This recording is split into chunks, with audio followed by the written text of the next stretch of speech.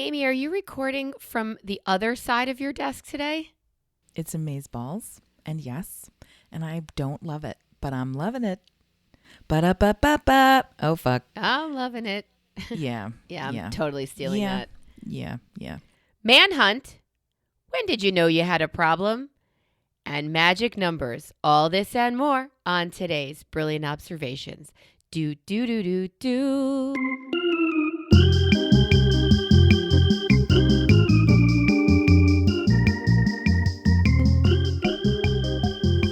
I love this angle that I've procured for myself in the video feed that we look at each other while we record in multiple states because my shoulders look good, my head looks good, I got beautiful, it's nice window light streaming in, and then I'm not wearing a bra, and so my giant boobicles just go and they just shoot out like the opposite sides of an isosceles triangle, just out from the center of my body. Look at, and they look ridiculous. You can laugh because it's ridiculous. They look like those Kmart schoolyard bouncy balls that they would put in a cage in the middle, and you would like fish one out and play with it. I look like I've got two of those taped to the center of my body. Like it is the straight. It's just the way the angle is.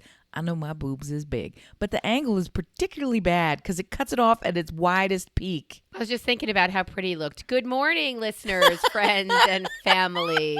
Just take a picture because it's just ridiculous. I'm not taking a picture. You're me. That's how I look. Told you. And you know those schoolyard bouncy balls that you could smell just by looking at them? Yes. That I think was the best party favor I ever gave out for one of my kids' birthday parties. Oh, wow. Okay. I don't know if I agree. I guess so.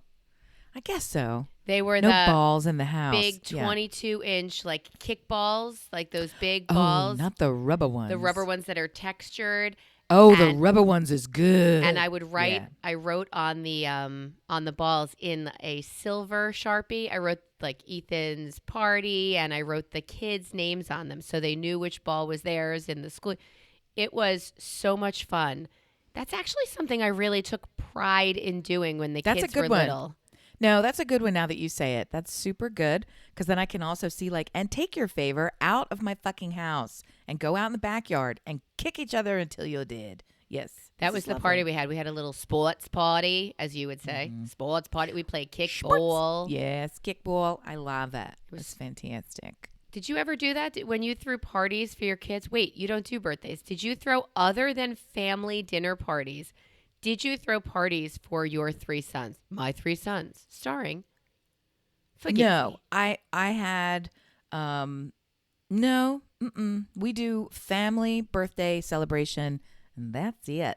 But we do have event gatherings all the fucking time, all year long. We do a big New Year's Eve party, and all their friends come. We are the Halloween house, which I hate Halloween, but everyone comes here to get dressed, and then come here afterward to, sift through the spoils and do the giant candy swap and all that stuff. And the parents are having a party here while that's going on. And at any time of year, any reason at all, we're having a giant party. There's always the whatever event you're participating in. Pictures league, team, will be sport, at your house. Club, guild. It's where, formal, semi-formal, party formal, bullshit, packing event. I mean, for fuck's sake, there was a time when the oldest one was very involved in making the world a better place. And we would frequently have these driveway parties where they would come over here for whatever bullshit nonprofit they had dreamed up that week. Like it didn't exist. They would come up with some cause, and then they would all gather on the driveway and make shit, and then go carry that to the 4 lucky recipients, and then get bored with it, and then all the crap is still at my house. The neighbor kid was similarly fixated and also quite bright, like crazy bright. So he and my son would regularly get up to trouble like, let's see what happens if we duct tape a folding chair to the flatbed of my pickup truck and drive it through the neighborhood and try to do moving archery like we're on horseback. What? Yeah. So they were always doing this crazy. So you would come home and find them like, woo, driving through the neighborhood, shooting arrows at shit. Or they had some kind of electrical, what's it called? What's the thing where you melt stuff together? They Solder. would do that. They would do that a lot Soldering, and yeah. light shit on fire. He ordered the world's largest magnifying glass. It was basically like a double hung window size in a frame piece of treated plexiglass, I guess, and it was grooved and grooved and grooved and grooved in such a way because you could turn it into a laser just from the sun. So they were outside. Oh my God. Caught the lawn on fire. Yeah, I mean, so I don't birthday parties. Yeah. Fuck you. I got enough going on. You're not getting a party out of me. Are you kidding? I'm glad the cops are not here today. That's it. I can't believe I thought of all the children in our massive friend group. I was worried about the ones who take whatever they can to build a flamethrower. Yeah. But yeah. you've got a kid on the back of a pickup shooting arrows at things. No, they tried to make a flamethrower. I think that was going around. Or did somebody else who I can guess try to make one? Well, that was like the internet thing for a while. Was it? There was some guy who was making a plasma laser in his garage, and you could do it with like household materials. So they tried to do that, and I mean, they're always okay, kids. Yeah, it's ridiculous. I mean, it's crazy. We have two friends, their sons, whose ages are the same. We were at a party, and I see a flash behind me, and I think, my hair is quite flammable. What is happening? And they made a flamethrower, and they are both successful humans to this day who are figuring out their lives. And one of them is doing it using those skills he used to make the flamethrower. So, see, he'll make a great man if you can just get him there. what's the answer? That's Embrace what the they told crackhead us. in your child, and who knows what will happen. I don't know. Or just, have them be crackheads in the street, maybe, not in the yard. Don't burn there's a lot of burnt carpet in my house. We actually have that from when my husband tried to barbecue with those chips. Remember her? I have to replace some rugs. Hey, Yeah. in our area, Yes. we are still cautiously, I'm not going to say optimistic. We are still very cautious. We are locking our doors. We are going out and checking the back seat of your car before you get back in it. We still have an escaped murderer from the local prison in the town right next to ours. Not enjoyable. I find this so fucking hilarious. It's not funny. It's super scary and gross. I find it fucking hilarious. Yeah. That just last week you mentioned this, and it was just sort of a note in passing that I even came upon it because they said a city name that I recognized. And I was like, oh, okay. And since then it was it's all over the place, everyone talking about it, and nationally, because there's so much to talk about. So he escaped from prison. It's my favorite part. My favorite anecdote of the escaped prisoner story. Yeah. Is the fact that they say several sentences in order. We know how he escaped, number one, because number two, another inmate escaped that same way before. Convolcante. So if you no, they said they put barbed wire where he had escaped before, and now because this has happened in exactly the same way before, we know how it happened this time. So I guess next time we'll get a better videotape of the person escaping. Right. I mean, I feel like there's a step missed that you're trying to. Okay, so I love all that. He's going to all the favorite regular places that we go to. He's at Longwood Gardens, just enjoying, everything fantastic. My second favorite part of this whole thing is that my husband, when he became wise to the man roving around, the murderous man roving around, he says, did you hear about the... And I said, yeah, I actually heard about it. We podcasted about it last week, so I guess you don't listen to the fucking show. Right. And he says, yeah, of course everybody knows this. Did you think to call your sister? Oh my God, she's right there. Who lives within the blast radius and has a massive, Longwood Gardens. Gee, that's kind of associated with the property that she lives on. Correct. Because she rents a home in a historic estate that is owned by the fucking DuPonts. So it's like, yeah, and all the acreage and all the rest of it. It's like, oh no, he is kind of right there. And no, I didn't think about calling her at all. I was just too hung up on the fact that his name sounds funny. And also they let him get escaped from the same path as last time. Next, they're going to put a little door with no lock on it and leave that for people. So I've yet to call her. Even after he made that joke, I haven't called her. He's been out 12 days.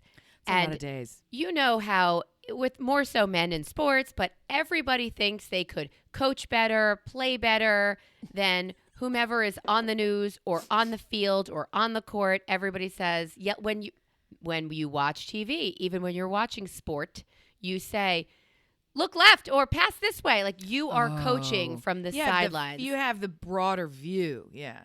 So this is a new phenomenon for me. This is a new one for me where people are saying, you should do this to catch him, to law enforcement. You should do that to catch him, as if they've had a lifetime career of only murders in the building. That's exactly what's happening in Pennsylvania right now. Oh, no. They're all doing it. And why aren't you using infrared? You'd be able to see where his body is. Dear friend, it's 100 degrees outside. His 98.6 would be the dip in that. There is no differentiation in temperature in those woods. And we've seen him American Ninja Warrior his way out of prison.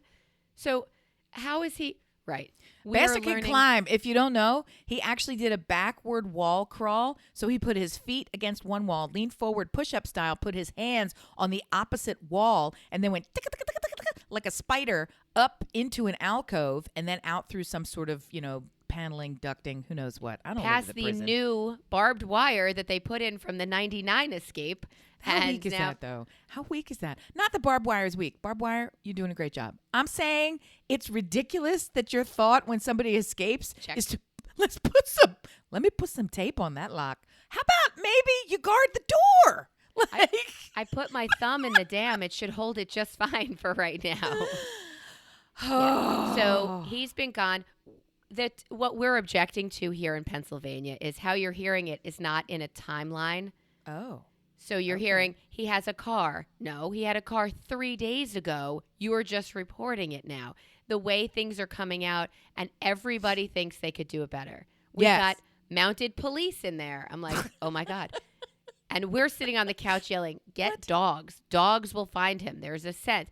We're all doing it, and we don't know any better. And the police are not really inspiring confidence, but we're just keeping our doors locked and checking the back seats of our cars if we have to leave. I'm joking about it because it doesn't affect me, and so I see only the humor. And I vividly remember, I think I may have even podcasted about this prior. If you're an OG listener, you may remember in the Wayback Machine. Oh, geez. When my eldest son was still being carried in a hand carrier, right? Whatever those things are. The bucket. Car carrier that clipped into the car back in those 100-year-old days. There was a sniper around in America. And a multi-state sniper on the loose. He was in Maryland. He was in Virginia. He was traveling. And all that was spotted was a white van. Do you remember this? I do. This went on for like months. And then they finally come to realize it was all a ruse and he wasn't actually around. And it was some whole thing. But while it was happening, because it was so random and mobile, and because there were so many white vans in so many areas, I was terrified every morning that I had to carry my baby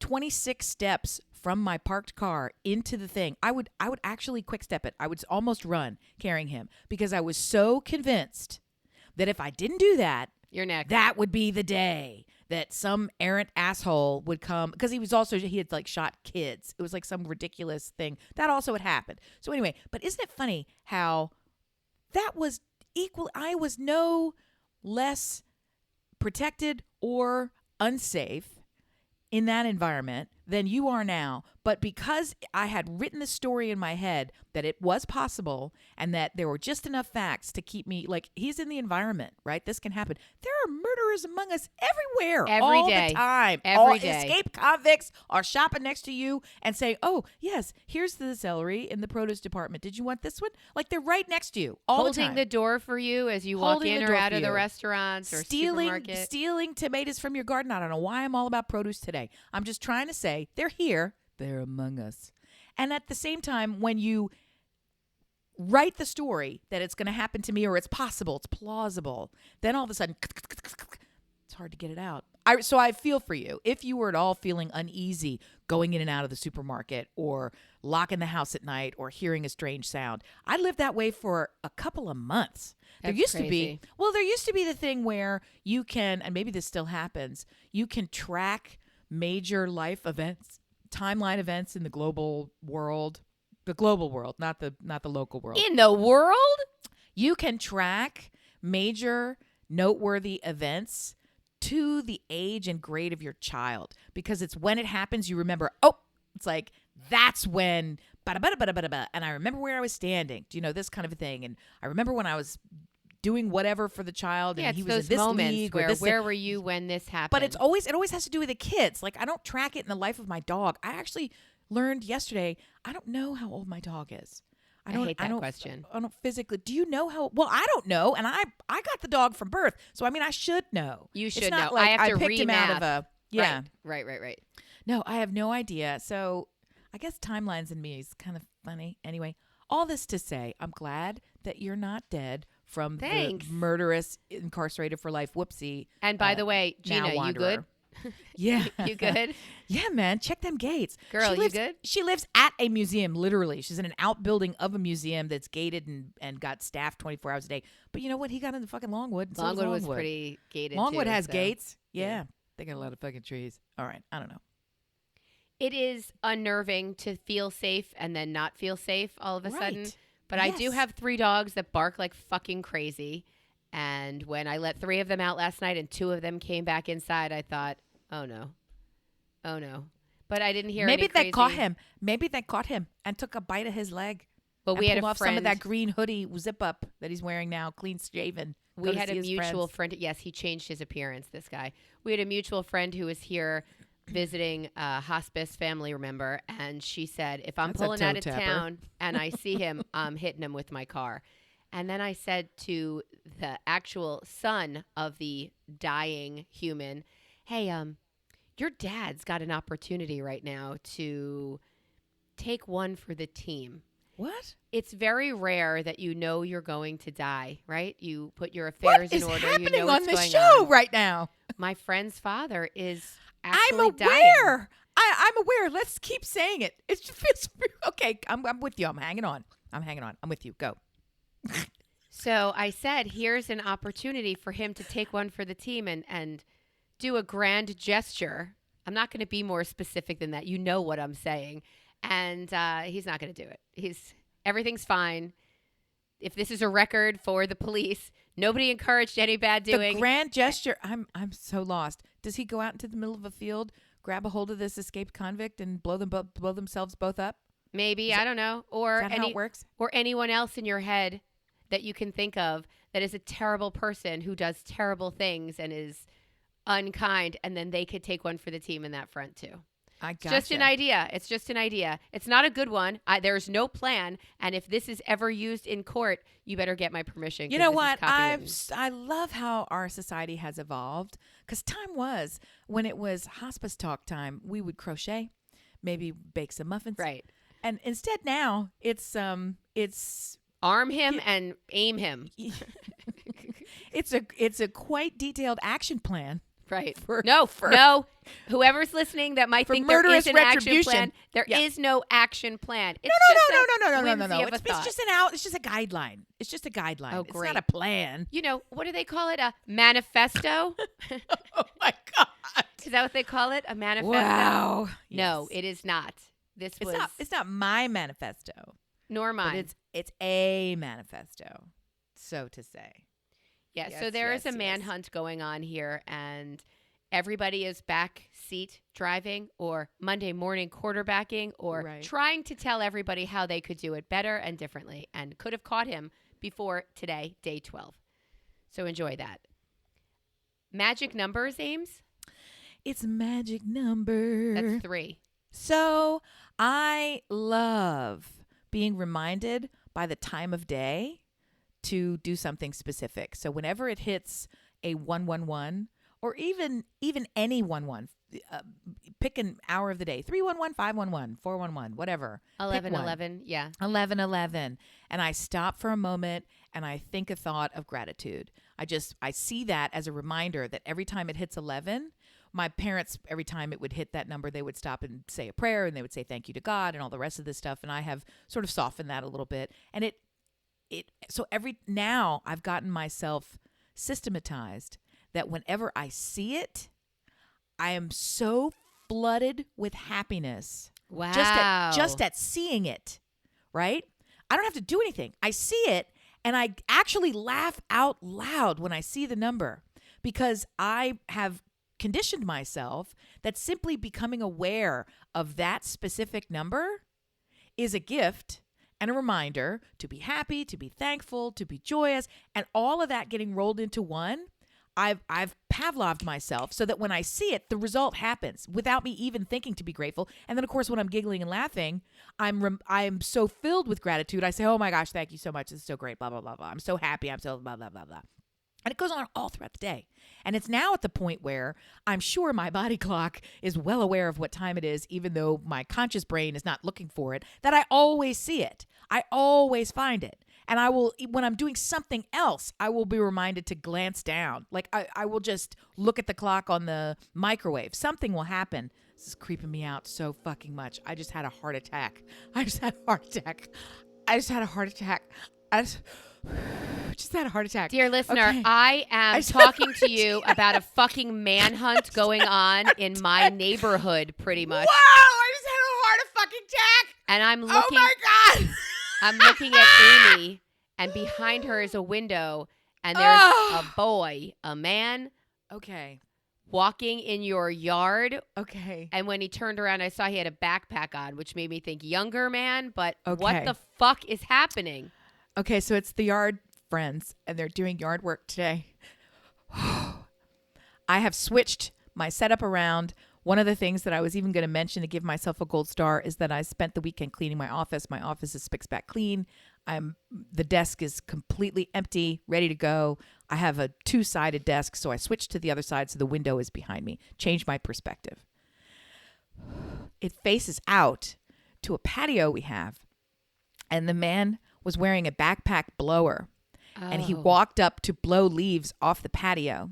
But he did so in such a way where he came up onto the mulch bed from behind one of the other bushes to blow the stuff away from the house into the place where he could rake it up. That's why he got so close to the window. So while I was talking, 2 things happened. Melissa can see over my shoulder. I can't. I'm looking at Melissa while I talk. We have a 2x2 TV set up so that I'm looking at her and she's looking at me. So but we have video up. monitors where we see each other. So she's looking at me over my shoulder and I'm yakka, yakka, yakka, baka, baka, baka, and I see nothing. And I'm looking and I'm looking. What I also have, and I saw your face go blank, Oh and my that's when I God. knew it was real because I was talking about all this gratitude, and what I see in my laptop now facing a window which has a glare against you it, saw him. I saw an image of a man in ghost form in the top right corner of my laptop display. But it was like this moving spirity man, and I'm like, what the fuck is this now? So I'm looking and thinking, I kind of feel scared by this. And then I saw your face and I was like, does she see it too? And then I looked up and then I saw a man's face, fucking full ass face, about a foot away from me through the glass. 10 That's a seconds lot. after there's was a a fucking lot. murderous, ragey guy in your neighborhood. Oh, my God. All right. Okay. Several things. Oh, my God. Wait, my heart needs to get back to... It really gets your blood pumping through every single cell, friends, because that scared the fuck out of me. Wow, that was terrifying. And I bet careful listeners will actually hear the when he was approaching that we didn't even know because it was just through the window. Okay, I'm telling you, if you could have seen it, that's why podcasts are great because you could use your brain to visualize. And Oh you know my what? God. Get creative. Yeah, you don't know what he looked like. Describe it for yourself. That's perfect. fucking terrifying. Wow. So before that, do I also have magic numbers? My birthday is July 18th, so 7/18. Whenever I see 7/18, I say, it's my birthday. I love that now. Well, now I remember. I won't. But and now I now- love that number. Yeah. But my children will send me a text of a screen grab of their phone when it says 7/18 and wish me a See? happy birthday, or just Oh. at 7/18. Not every day, but like once a month, I'll get a text that says happy birthday at 7:18 in the morning or in the evening. But I also do that when I'm riding. I deal with numbers like that. Numbers are my way to get through mental challenges, I guess. I'm doing a 20-minute ride. Okay. Well, that's 4 sets of 5. Okay, 5 minutes have passed. I have 3 left to go. I play those games in my head all the time. But what I really appreciate about what you brought here was you brought it with joy. because you are yum yum joy joy human. And that is what you want to increase in the world. I want to get through that fucking workout, and you want to enjoy it. So 10 I seconds at a time. Do you remember from We Bought a Zoo? Kimmy Schmidt. Oh. Did you ever see the Unbreakable Kimmy Schmidt? Yeah, it was the best. Yeah. When she's doing the crank, she wrote a little song about you can get through anything 10 seconds at a time. Okay, I love that because I heard it first before that first season of Kimmy Schmidt. Unbreakable, they alive, bitches. If you haven't seen it, what is wrong with you? No, go immediately, run, hang up, go now. So we love your numbers, and they also are doing what for you? They help you get through things. But on We Bought a Zoo, that movie. Yes, this father's sadly have seen that as well. Sadly, yeah, not a good movie, but I loved it anyway. Like it's not a good movie, but No. to tell your son like 10 seconds of brave is all it takes. So yes, numbers are everywhere in that way. There are people, I did see a Trump rally where somebody said, oh, numbers tell you everything. And he said this phrase, we love you. And if you put that together and you add the numbers and it comes up to, I had to swipe really fast because I can't. I'm afraid they're stupid will stick to me, and I don't want any of that. Well, it'll stick to the algorithm is the other thing it'll stick to. So you really got to watch need yourself. Yep. But numbers, it's kind of a meditation. I can't really meditate except for that new, I wonder what my mind will think of next. Did you have anything after that, after our last podcast when we said your mom's a follower and I wonder what thought will come into my head next? Did you have anything after that? Recording? No, the Eckhart Tolle thing. No, I didn't. I get that one all the time. I get that specific TikTok. I wonder what my next thought will be. And a lot of people saying it because I do seek out and listen to Abraham Hicks. So she is really probably a problematic figure as they all are, but she loves to talk. And lots of folks have taken her talk, turned it into audio, and then just put pretty TikToks behind it. So you get these little snippets of things that she has said, motivational, inspirational, Muppetational, celebrational.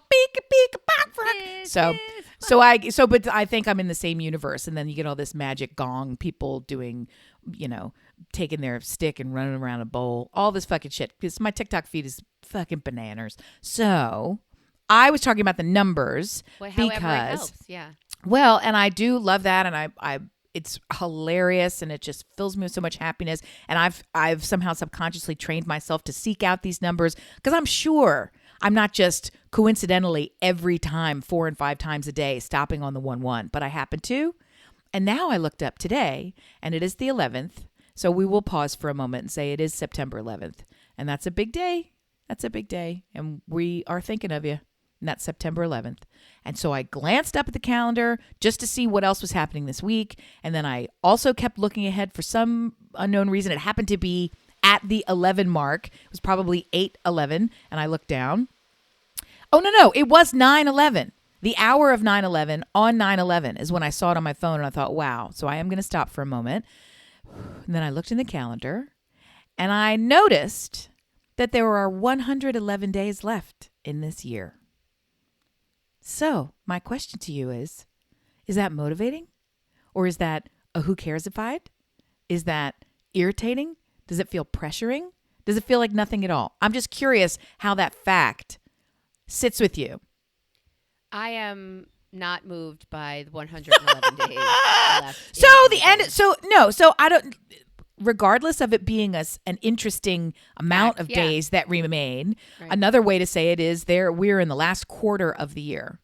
October 1, we got 1 quarter left. If you think of your year in terms of quarters, fall is here and it's almost winter. Do you look at years or time passing or months or days or weeks passing as any kind of motivating force, or is it really just about time's a construct, fucker? I'm enjoying my pumpkin spice latte. Why don't you fuck off?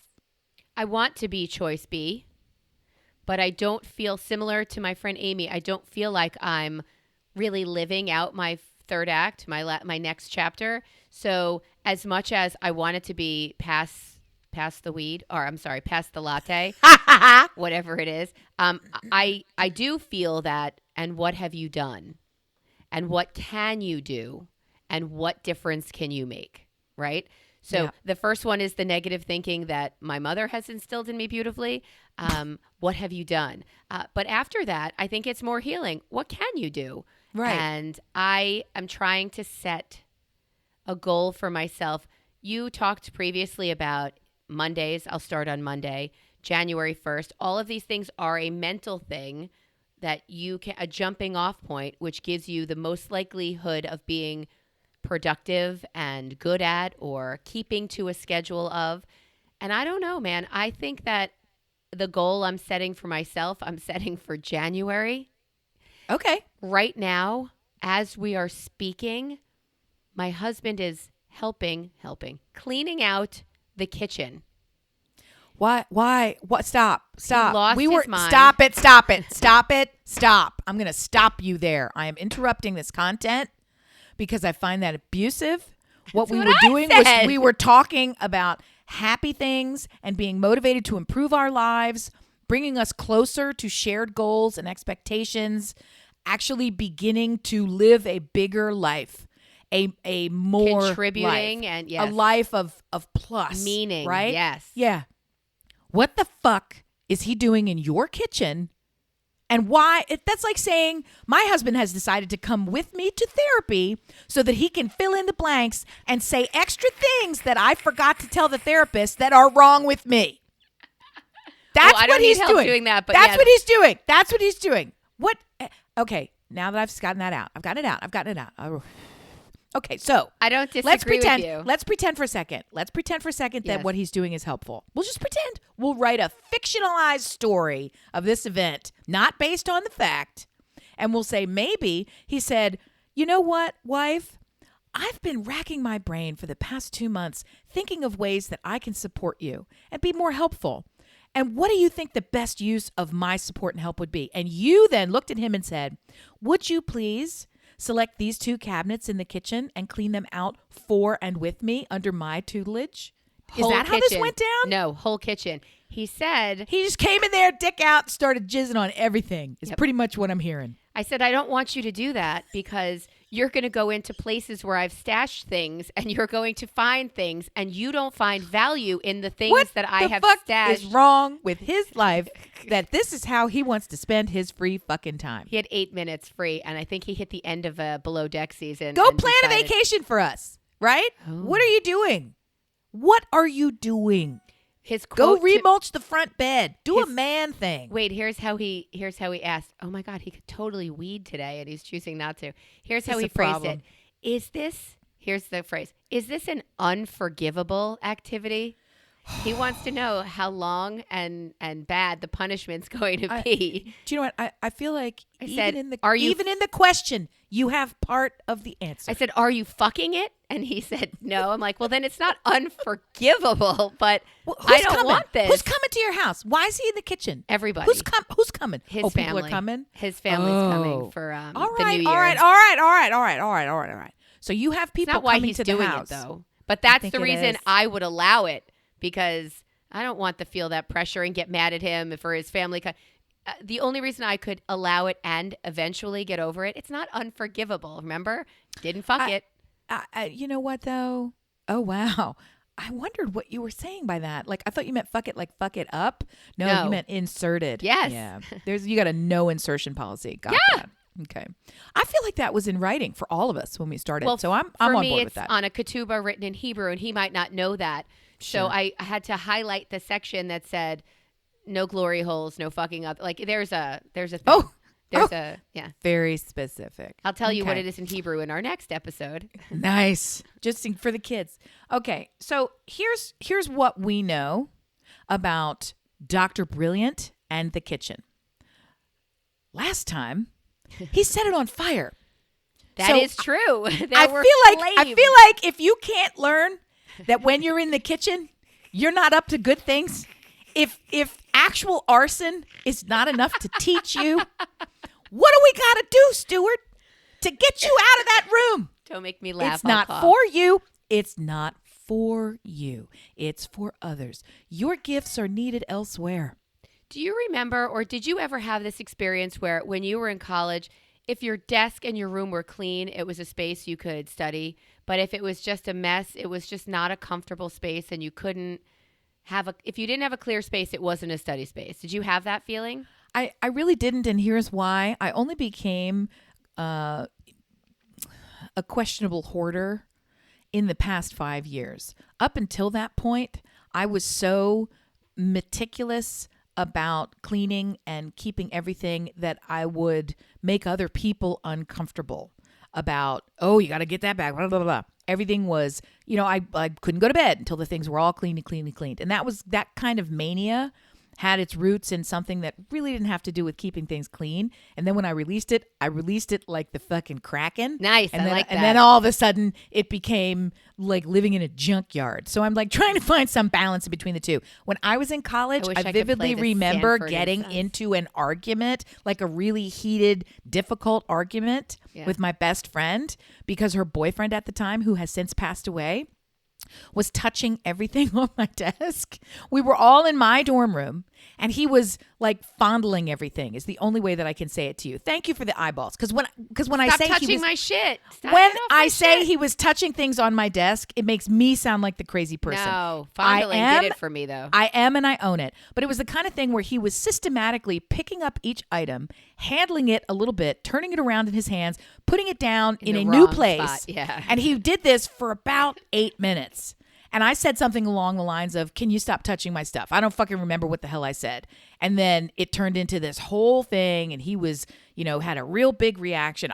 I don't even remember what the fuck I said. I just remember his reaction. So I probably was too big in the reaction at all. But it turned into this whole fucking thing, and I didn't like it. And he was not in college, so it turned into this whole thing like, oh, I'm not good enough to touch your stuff. Like, I was like, what? No. I mean, it's like, I'm stop weird it. and you're annoying. So. No, I mean, I don't go into literally your bedroom, stick my hands all over your private things. I mean, I guess for me, it had more to do with this little space that we're in. This is all I got. Yeah.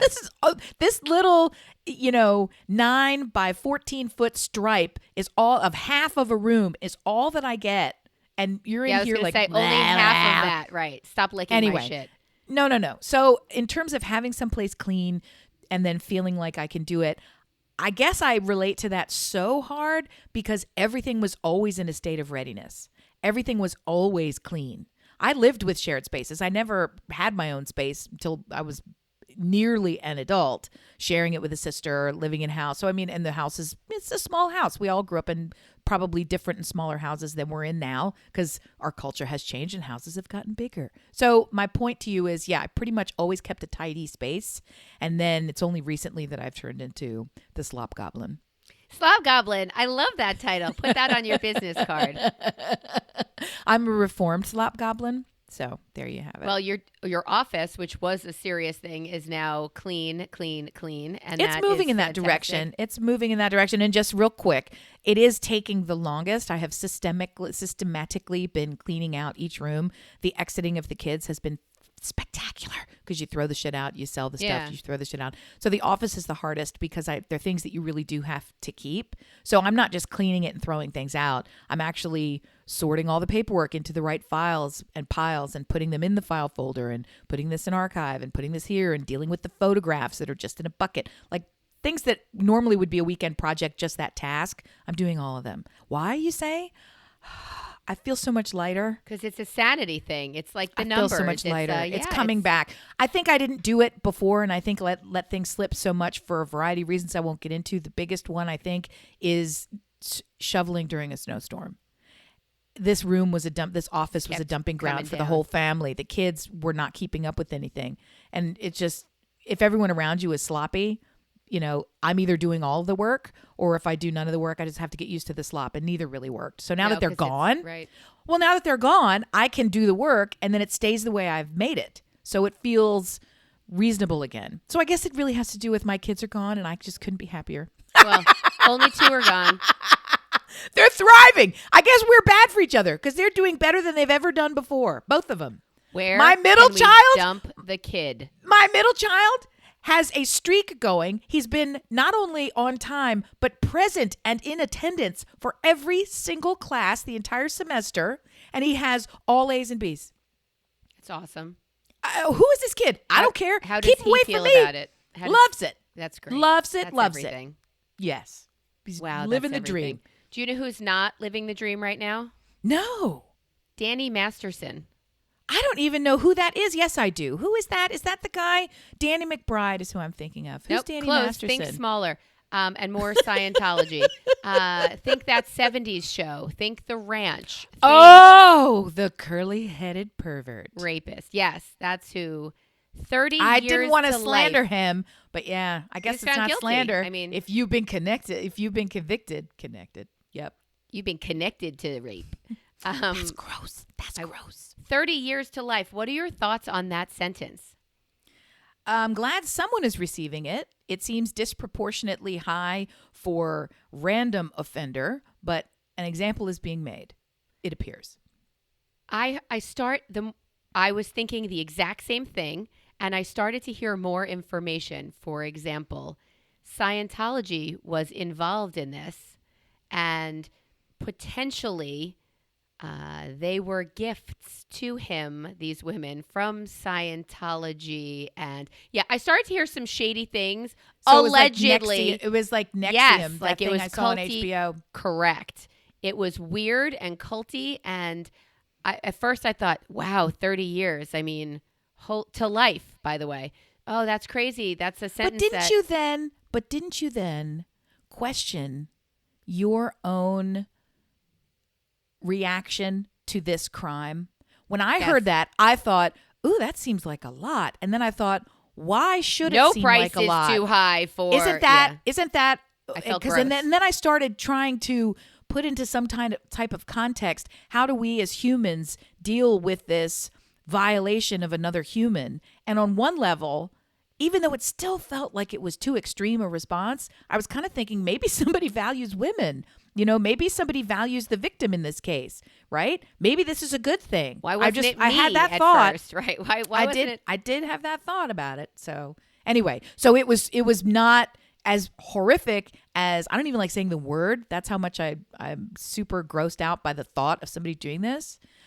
As horrific as I'm sure it was, you're telling me it goes 3 steps further because they layered on their witchcraft and whatever else the fuck. Because I said to our friend, I said, you know, what does that seem? And then after I said, does that seem like it's a really harsh kind of? I felt gross saying that because there's no price too high for taking away somebody's autonomy, right? Anyway. And as I said it, she's like, well, I think there's more to the story. And then in my head, I thought there must be more to the story. And when she started to mention other things, I thought, okay, that's it.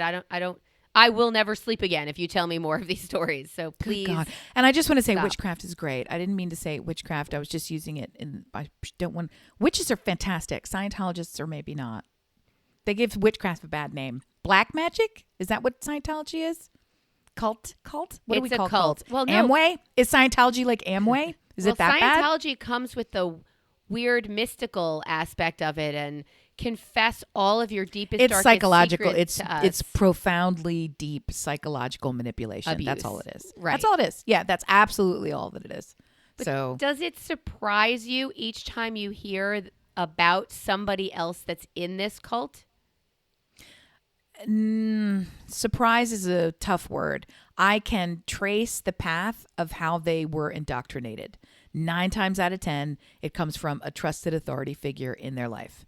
And you start them young, and it's like any other belief system. It has enough evidence to support that it's working that it becomes very difficult to refute it. So then you're constantly questioning, but that's true. So instead of looking at it and going, cut off my whole family, But don't talk to anyone else, Your why would I numbers do that? theory, your numbers and 11s also has enough basis in bringing joy and feeling joy and coincidental whatevers to have the same basis. Why is that only affects you and your joy? Why do people have to join the cults that, I don't know, you said produce enough to give you the dopamine hit of thinking? It's the evidence. You get evidence. And part of the psychological manipulation that goes on, it honestly, a lot of this is marketing as well. I mean, a lot of consumer behavior. It's our whole society is based on manipulating ourselves and other people based on what we believe. And the belief is just a thought you keep thinking. So when you start out being told and see evidence that if you attend this course, which has got a fee to it, so you've paid to attend it. If you attend this course, you get learning. And when you have that learning, you receive this result. And the result is the part you wanted. The part you always wanted in Hollywood. And if you do that 2 or 3 times in a row, it gets very muddy in your brain because there's a little bit of superstition going on. Like, call it whatever you want. But the evidence becomes, I did all these things. You create a causal situation that probably isn't there. If I stop doing these things, bad things will happen. And guess what? Scientology has a system in place that when you do stop doing Scientology, lots of bad things do happen. So it's just reinforcing everything that they've trained you to believe over years and years and decades and families and generational and all the rest of it. Even folks who want to leave Scientology find they are unable to because the system to hold them in place all around them is so tight, they can't break out of it even when their mind has already separated. Like, you've got to separate your own mind, and then you functionally have to separate your body physically. Talk about, what's her name? Shelley Miscavige. I know a lot about this. I watched the Leah Remini show. Okay, that was one of my binge watches. She's very mad. But anyway, should this man be arrested for rape? Yeah, sounds like he did it. Go for it. You have all of that stuff, but drag queen story hour and bingo is the problem in our society. Like, right. I just can't with all of that. It's slowly chipping away at me to the point where 7:18 on the clock or okay, I'll tell you a good one. I'll give you a happy one. I'll give you a happy one. This will warm the cockles of your stone cold heart. Please warm my cockles. So, I'm taking that drop too, by the way. Please warm my cockles. Former President Donald Trump has been grifting people based on his never surrender mugshot, in which he actually, a picture of him surrendering, and he wrote "Never surrender" while surrendering. Right, put that out for sale on mugs and this and that and the other and this and this and this. It cracks me up because he does not own the rights to that image, right? So he's actually not even able to use it. Still grifting. He's in copyright violation. Okay, so all of the money that is made from that technically belongs to the Georgia Department of Criminal whatever, because it's their photo, right? Is he funding his own prosecution at this point? I'm just trying to say. So that's why it even crossed my radar as being hilarious. Yes. Then I heard my other, even funnier favorite part about this. The well-known site for the Legal Defense Fund for Trump, and I don't remember what any of the names are, but they're very, very similar. The one that is getting the most hits and selling the most merch is not owned by Trump or the Trump PAC. It is a grifter who is grifting people that go to the wrong Trump website, and all the money, it's just a private person who bought a similar URL and is selling merch to these clowns, and none of this money is going to Donald Trump or anywhere at all. It's just going into his fucking pocket. So the con man done got conned. And I find that to be my favorite thing. Yeah. Right? It's just, so happy. I love it. So it's URLs gone wild, and it's my absolute favorite. And if I knew it, I would tell you to send you there to buy some of this fraudulent merch just as a joke, but don't buy that merch. I did read that he has no right to that. It's his likeness, but it's not his possession. So correct. I would love to even think that it's going back to Georgia, where it will be used to prosecute No, this him. is one of those many crimes, like the one against Senator Lindsey Graham, where it's like, yeah, we know you did it. You are in complete violation of the law, but we're just going to let that one go because it's too much of a headache to fight you in court. And we know how you fight. You fight dirty, and I'm not getting knifed over this fucking photo. And I'm not going to waste all this money to recoup the $6 that you hid from stealing this fucking photo. You fight like a bitch. So my favorite thing is that somebody stole from him while he was trying to steal. He picked money out of somebody else's pocket, stuck it in his back pocket, and somebody stole that. I love it. Just hilarious. Because that's the karma that we've truly been waiting to come full circle that hasn't. So it's like a taste of karma. And you know what? Karma tastes delicious. Were you having a party at the Underground Railroad? Oh my gosh. I went to my friend's new man's house. And it's hard to call him a new man because they are like a permanent thing now. They had worked together for 1.5 million years. And then it was one of these things where, so they had been friends. And then one day they look across the table and fireworks. Should we So fuck? now it's all happening really, really rapidly. End up at his house. He lives in a historic property.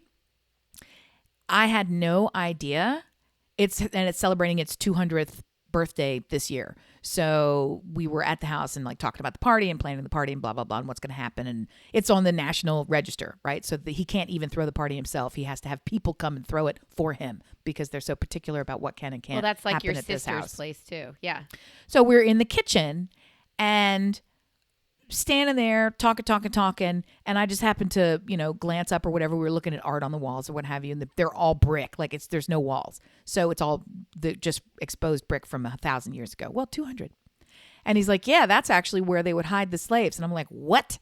There's compartments in his house that you still can see where you push up in this way and turn it that way. And then there's a little, not quite living quarters, a little space where somebody could go and be on the thing. A little Anne Frank space.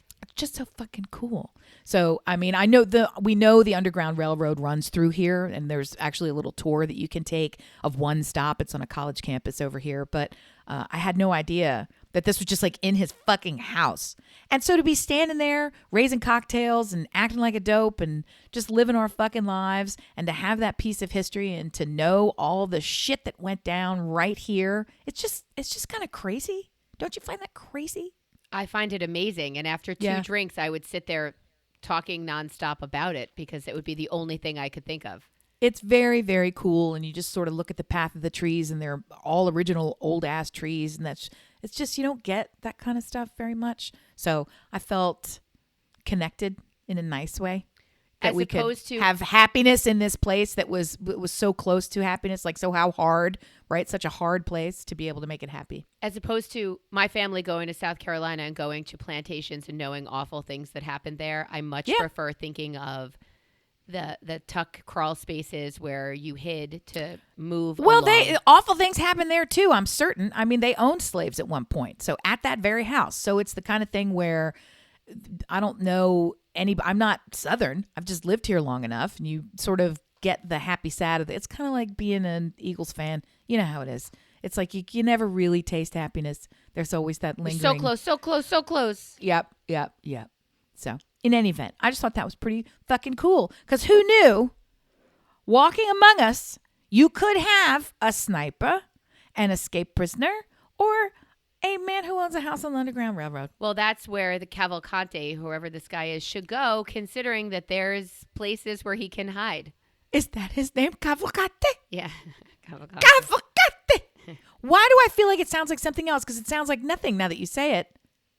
Like I don't know. I love it. I love it. I don't want him to be on the run. I want him to be captured. Well, it's funny that you say that because Annie, our friend who is here, said, I'm almost rooting for him. And I said, wait, what? Is it the comedy of errors and trying to catch him, the arrogance and whatever of the police? Why are you rooting for him?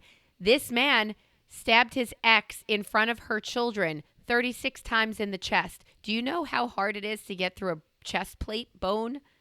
36 times. Bam, bam, bam, bam, bam. Like, so my other friend says, well, that's a crime of passion there. It's not like he has that anger and passion still. I said, hey, how passionate do you think he is about his freedom right now? Because he has that. No, I don't want to. That's a lot of times. That's a lot of times. Right? I'm going to rescind my earlier, oh, it's okay. Because I'm the friend that said he just really wanted her dead. And he got what he wanted. He did want her dead, but he wanted her dead so badly that fugue state, bam, bam, bam, bam, bam. I don't know that it's a fugue state. I just feel like it's a dick. I don't know. There's that mom in Texas shot her 2 kids in the middle of the street. You remember that? A suburban mom. I was don't endorse, arguing, but I get it. She was arguing with her teenage daughters over like what to wear. Like it was some nonsensical bullshit. How long ago was that? A couple of years. She chased them into the street with a gun, shot them both.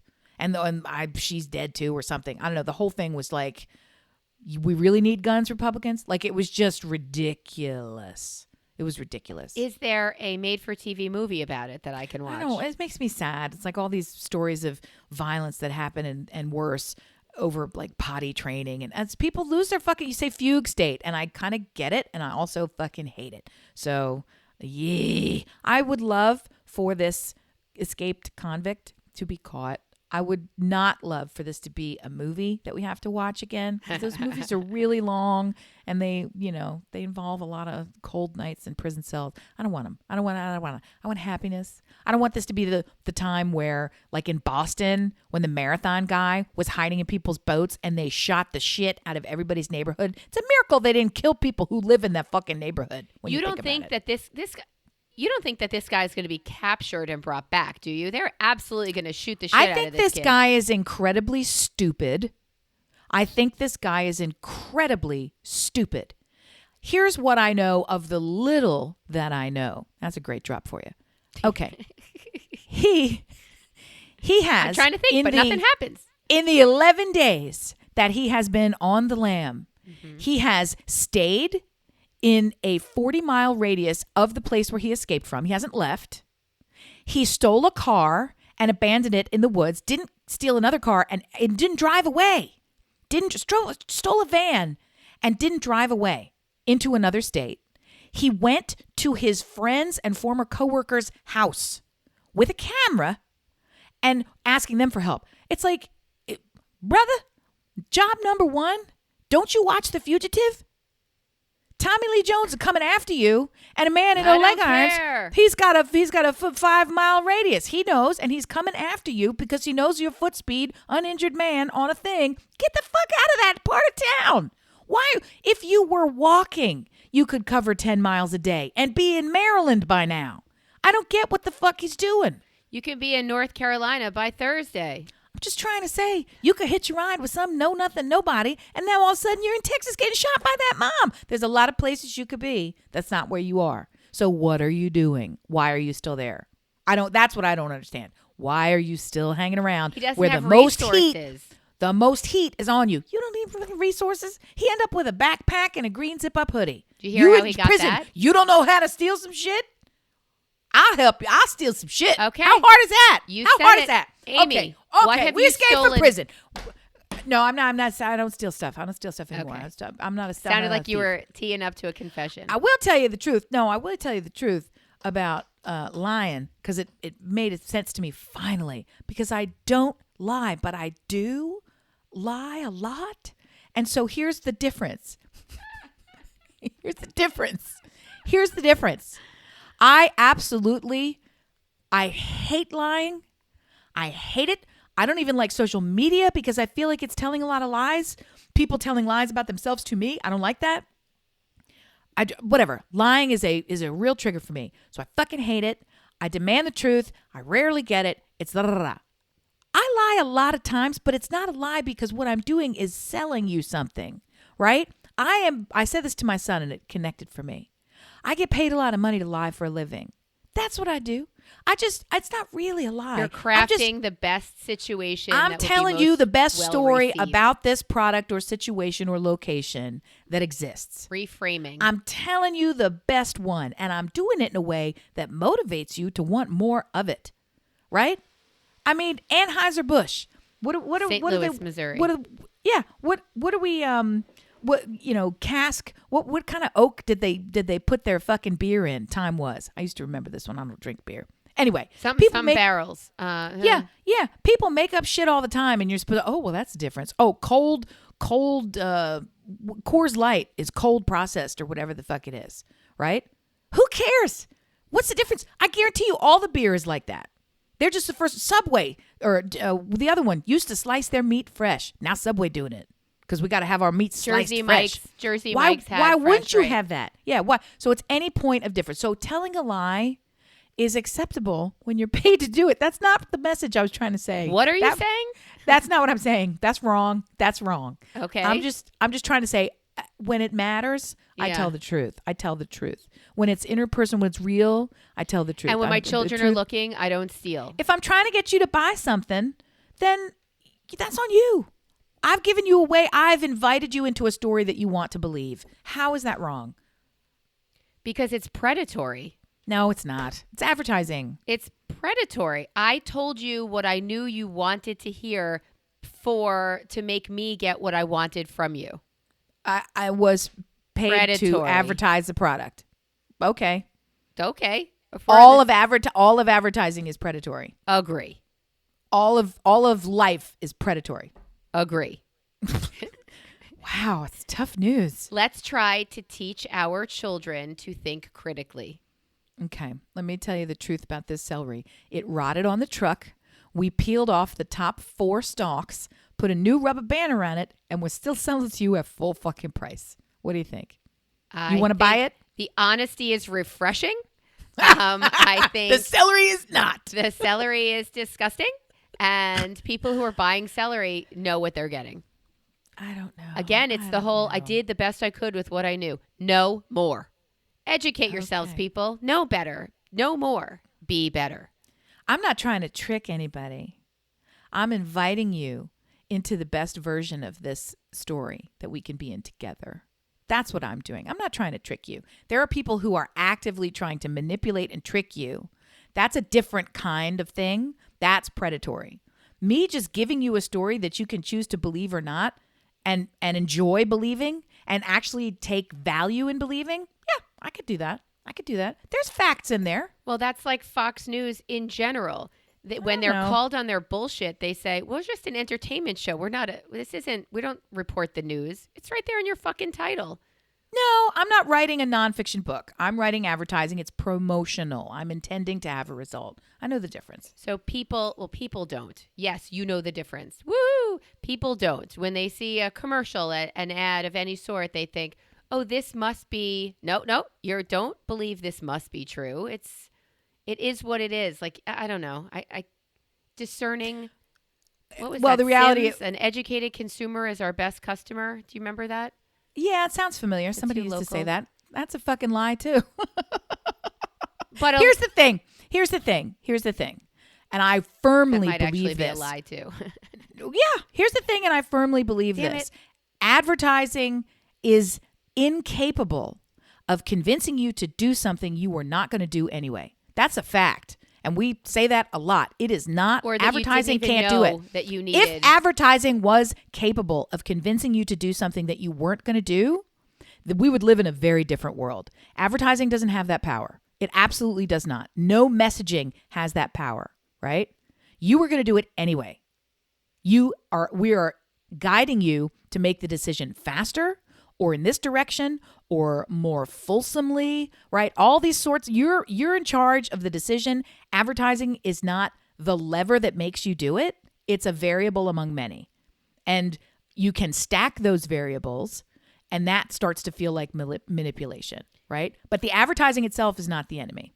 Dear listener, it can't be. What do you think about this? Is advertising and marketing the enemy of Melissa? I don't know. Tell us your thoughts. brilliantobservations@gmail.com. Go see us on Instagram at Listen Brilliant. You could look for us on X. See what I did there? Or just go to Facebook. I know we're old, but just go to Facebook. Find us there. There's Brill Up Squad to make you feel like you are an elite BI, which, my friend, you are.